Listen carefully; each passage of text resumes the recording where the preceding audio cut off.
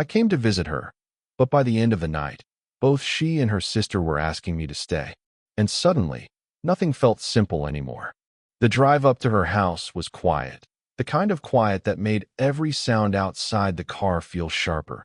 The crunch of tires over gravel, the distant hum of a street lamp somewhere down the lane. I wasn't entirely sure why I had agreed to come tonight. Maybe it was curiosity, maybe the subtle thrill of stepping into a world I didn't fully belong to. The house itself looked inviting, small but dignified, with warm golden lights spilling from the windows into the evening air. There was a smell that reached me before I even got out of the car, tea, faintly sweet, and the soft hint of lavender from a vase near the door. When she opened the door, the widow, her presence was immediately striking. She was graceful, poised in that way only experience can give someone, and there was a quiet vulnerability behind her calm expression, as if she carried both strength and loss in equal measure. Her hand extended in greeting, and I hesitated for the briefest moment, caught off guard by the warmth of her touch when it brushed mine. It wasn't more than a handshake, but the memory of that touch lingered, a subtle warmth, the quiet pressure of her fingers, the faint pulse of her heartbeat beneath the skin. Her sister stood just a few steps behind, leaning casually against the doorway, her smile easy, a little teasing. She seemed younger in spirit, less burdened by the shadows I glimpsed in the widow's eyes. But there was a softness in her gaze, too, a quiet recognition, an unspoken welcome. As she passed me to hand over a small tray of tea cups, her shoulder brushed lightly against mine, fleeting but enough to make me notice the warmth of her skin. I stepped inside, and the house wrapped around me like an embrace. It smelled of tea and honey, with a faint trace of wood smoke from the fireplace. The furniture was simple but elegant. Every corner seemed touched by someone's care. On a side table, a small photo frame caught my eye, a candid shot of the widow, smiling, with the sister standing close behind her. Something in their closeness, even in a single image, made me feel like an intruder and a confidant at the same time. They guided me to the sitting room, and I found myself studying them in quiet fascination. The widow moved with a subtle elegance, her every gesture measured yet natural, a tilt of her head, a soft brush of hair from her face, a glance that lingered just long enough to be noticed without seeming deliberate. Her sister was more playful, laughter easy, voice lilting as she commented on some trivial thing I had said, but her hands were expressive, brushing over the teacups, occasionally letting her fingertips touch mine in passing. I couldn't decide where to focus, her quiet, steady warmth or the sister's light, teasing presence. And already, before a word of real conversation had been exchanged, I felt the quiet pull of something complicated, subtle, and deeply human. The night was young, and somehow I sensed that even in these first few minutes, everything would change. The evening had settled into a comfortable rhythm. The fire in the hearth crackled softly, its amber glow casting gentle shadows across the room. I sank into the sofa, feeling the warmth seep into my legs through the soft fabric, and across from me, the widow poured tea with careful, deliberate movements. Steam curled from the cup, carrying the faint scent of chamomile, and for a moment, all I wanted was to stay right there, inhaling the warmth and calm of the space. We began with small talk, the weather, the road up here, but gradually the conversation shifted. She spoke of things that mattered, books she had loved, small disappointments and joys of life, the quiet routine she had built for herself. I noticed how her hands moved, fingers brushing the cup's edge when she was deep in thought, tapping lightly when she emphasized a point. There was something grounding about the way she carried herself, strength hidden in gestures that seemed almost instinctive, not performed. Her sister laughed at a comment I made, a musical sound that seemed to fill the room, and leaned slightly forward, her hair brushing lightly against my arm as she gestured. The sensation was subtle but electric, like a gentle pulse beneath the surface of calm. I felt a brief jolt of awareness, a rush of warmth that made me catch myself mid-sentence. I realized I was watching them both with an intensity one hadn't expected, noticing the small differences in how they moved, spoke, and even breathed in the room. There was a moment when the widow reached across the small table to adjust a candle, and her hand hovered near mine, brushing it ever so slightly. The touch was casual, almost accidental, but it sent a ripple of consciousness through me. I became aware of the warmth of her skin, the subtle steadiness of her presence, and the way it contrasted with the sister's lively energy that danced around the room. Each gesture, each glance, carried layers of meaning I couldn't quite decode yet, but I didn't want to. The conversation deepened, turning toward memories and regrets, and I found myself listening not just to words, but to silences, to pauses that spoke volumes. The widow's eyes softened as she spoke of loss, her voice steady but low, and I felt the pull of empathy, a desire to offer comfort that went beyond polite words. Meanwhile, her sister's playful teasing never ceased, a light counterpoint that made the atmosphere both intimate and alive, like two threads weaving around me from different directions. I became acutely aware of proximity, how the sofa cushions pressed lightly against my legs, how the air between us seemed charged yet unspoken, how the subtle scents of tea, lavender, and warm skin seemed to mix and linger in the quiet corners of the room. Every glance, every touch, even the faintest, felt deliberate in its effect, though not in intent, and I realized the evening was slowly drawing me into a space where emotions could be acknowledged without words, where connection could grow in silence as easily as in laughter. By the time the cups were empty, the room had transformed. What began as polite conversation had become a delicate dance of attention and awareness, a gentle mapping of boundaries and curiosity. I was aware, in a way that made my chest tighten with quiet anticipation, that tonight would be the night these subtle energies would start to change everything. The room had quieted as the evening deepened. The fire's glow softened to a warm amber that pooled in corners and danced across the floorboards. Outside, the wind whispered against the windows, but inside, everything felt contained, intimate, like the world beyond the walls had paused. I sat across from her, the widow, noticing the subtle rhythm of her hands as she folded them in her lap, the slight tilt of her head that made her hair catch the firelight just so. There was a calmness to her presence, but behind it, I sensed something fragile, almost hidden. She spoke softly, and her words carried a weight I hadn't anticipated. "It's late," she said, her eyes meeting mine with a look I couldn't quite interpret. Kindness, invitation, maybe something more. "You don't have to go home tonight, if you don't want to." The pause after she said it was enough to make the air between us feel charged. I felt my pulse quicken, a sudden awareness of how close we were in this quiet room. Her gaze lingered, not forceful, but steady, and I noticed the way her lips curved almost imperceptibly, a soft encouragement wrapped in restraint. It wasn't an outright declaration, yet it carried a subtle, unmistakable significance. I hesitated. Thoughts rushed through me, half of them practical, half of them emotional. The age difference, the propriety of it all, the complexity of feelings I was only beginning to understand. And yet, in that moment, the hesitation wasn't unpleasant. It was electric, alive. I was aware of the warmth radiating from her, the slight scent of lavender that seemed to cling to her sleeves, and the faint pulse of her wrist when she had unconsciously rested her hand on the arm of the chair. My own awareness sharpened. I noticed the delicate arch of her neck when she tilted her head, the quiet steadiness in her shoulders, the way her eyes seemed to search for permission in mine. I wanted to say yes, but more than that, I wanted to understand what this invitation truly meant. There was vulnerability there, subtle yet unmistakable, as if she had placed a fragment of herself within my grasp and trusted I would not mishandle it. I glanced at the sister, who had been quietly arranging the tea tray earlier, now leaning casually against the doorway. She caught my eye and smiled faintly, a knowing expression that made my chest tighten. There was something playful yet patient in her presence, a quiet acknowledgement that I was caught in a delicate tension, one that stretched and held without breaking. I cleared my throat, words slow to form. I don't want to impose." She shook her head lightly, a soft laugh escaping her lips. "You wouldn't be," she said simply, her hand brushing almost imperceptibly against mine as she handed me the now empty teacup.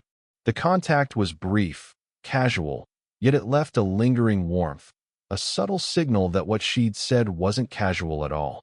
The rest of the evening stretched in a suspended hush, where words were fewer, glances longer, and the firelight seemed to wrap us both in quiet, unspoken understanding. I realized then that the night had shifted, lines had been drawn and blurred all at once. I was no longer just a visitor. I was someone being invited into something far more personal, something that demanded awareness, patience, and, above all, an openness to emotions that were slowly, inevitably, taking hold. I had just begun to process the quiet weight of the widow's invitation when the sister approached, her steps soft on the carpet. She leaned against the doorway, a casual stance that somehow felt deliberate, her eyes warm but playful, as if she understood more than she let on. I felt a subtle shift in the room's atmosphere, a current of energy that was different from the widow's gentle, steady pull. Where the widow invited with calm, this was teasing, light, yet with an undeniable undertone of something more intimate. "You could stay here too," she said, her voice low, almost conspiratorial. There was a pause, just long enough for the words to sink in. She let her hand brush lightly against my arm as she reached for a cup on the counter, a touch that seemed accidental, but lingered in my awareness. I felt a subtle warmth creep along my skin, a quiet shock that made my chest tighten. The evening, which had already been charged with quiet tension, suddenly felt layered, complex, and utterly alive.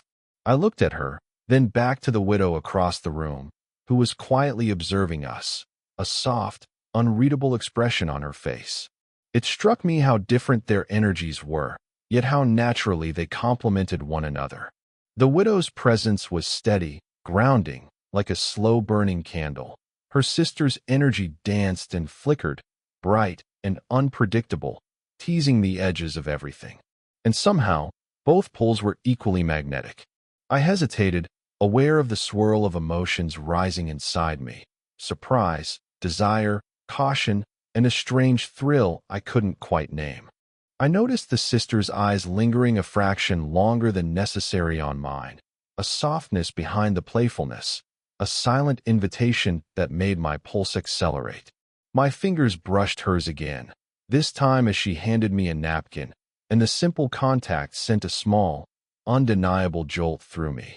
It was a quiet, grounding warmth that made the room feel smaller, more intimate, more immediate.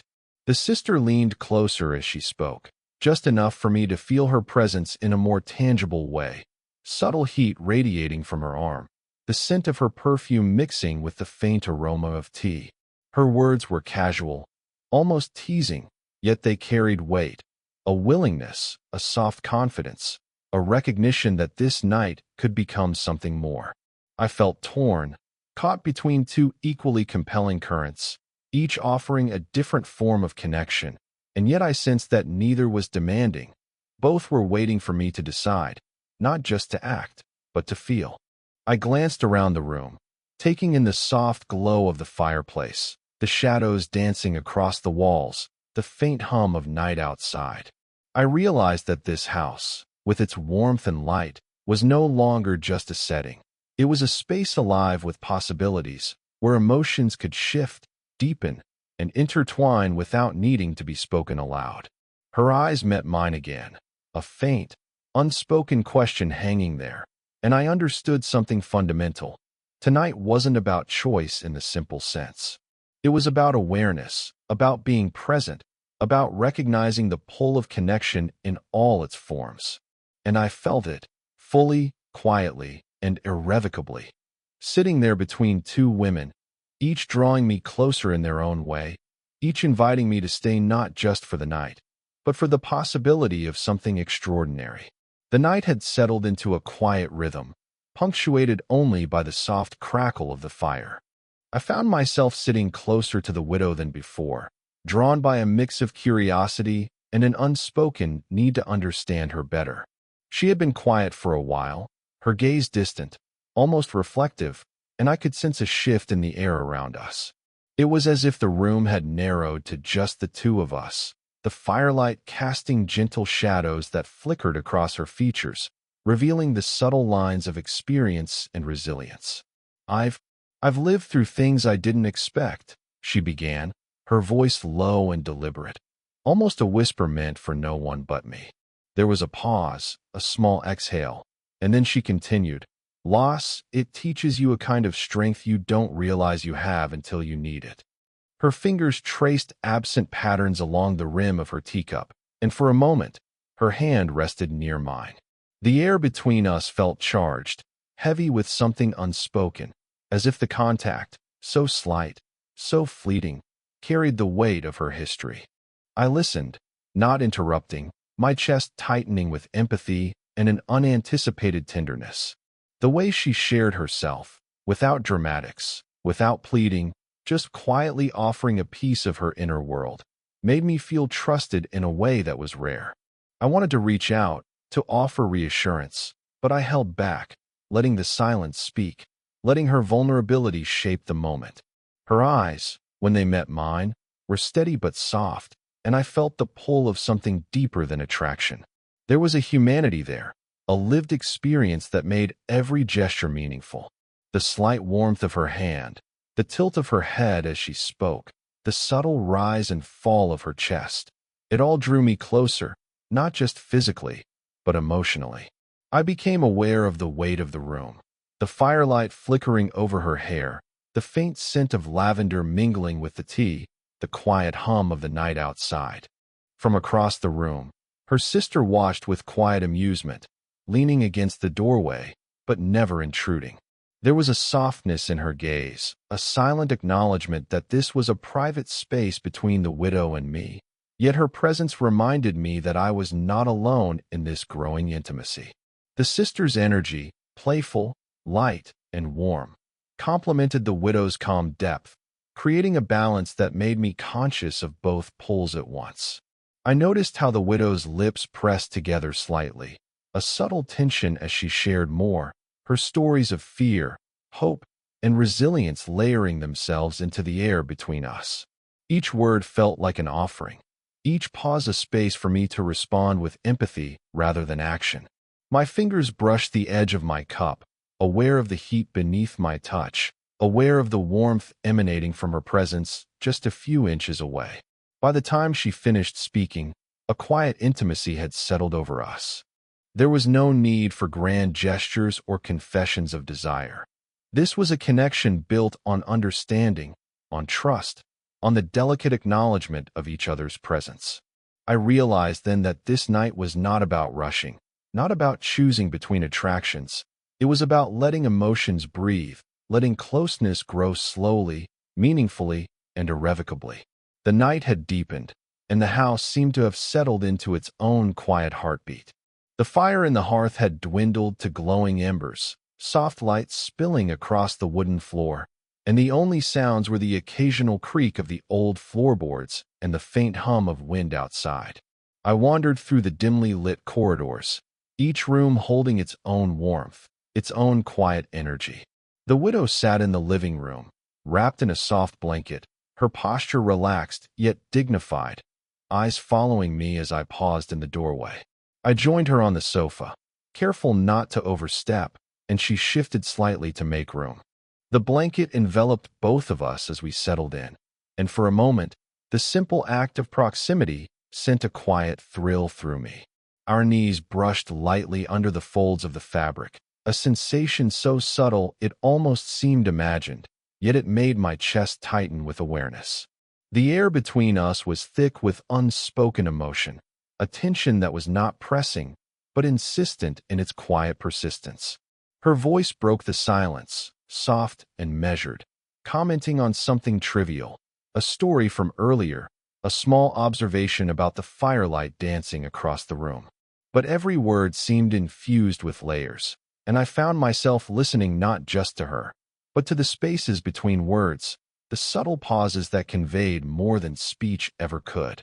Her hand rested lightly on the sofa's armrest, close enough that I could feel the warmth radiating from her without touching. and it was enough to create a sense of intimacy that made the room shrink around us. From the hallway, I noticed the sister moving quietly, tending to small things, arranging cushions, adjusting a throw. When she passed behind me, her hand brushed my shoulder briefly, just long enough to leave a gentle warmth behind. It was a fleeting contact, but it made me acutely aware of the layered presence of both women. The widow's quiet steadiness and the sister's playful attentiveness, each pulling at me in different, yet complementary ways.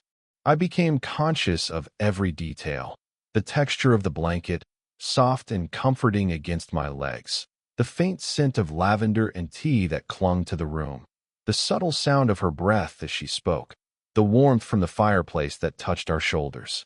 Even the smallest gestures, the tilt of her head, the way her fingers traced the edge of the blanket, the occasional glance she cast my way, were magnified in the intimacy of the night.